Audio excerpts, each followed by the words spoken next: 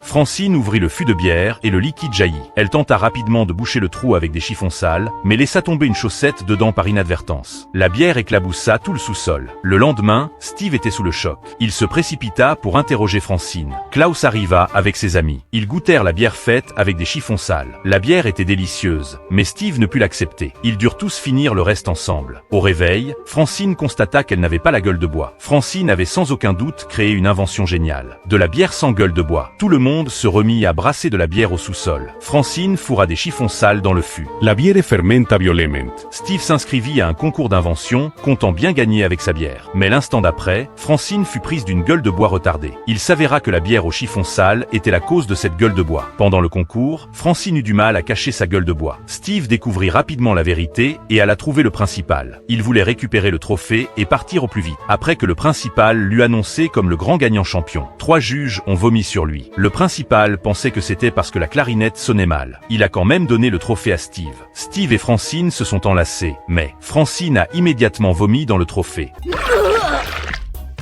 Dave, I had that. Steve est tombé dans un trou et a atterri sur un lit rempli de squelettes. 69 skeletons!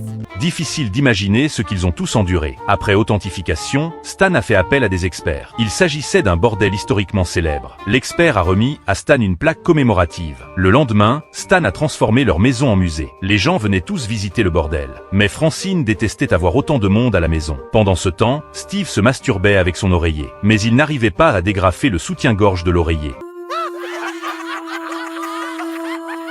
De plus en plus de gens arrivaient à la maison, mais ils étaient tous là pour observer. Les disputes de la famille Smith et Daley attiraient les foules. Beaucoup de gens visitaient aussi les sextoys de Steve, cachés sous son lit. Il va se faire plaisir maintenant. Un expert analysait la cause de la constipation de Francine. Cela a rendu Francine insupportable. La famille a emmené Stan dans la salle de bain et l'a réprimandé. Stan se sentait très coupable, puis il a emmené la famille au salon, leur demandant de faire comme je me suis énervé tout à l'heure.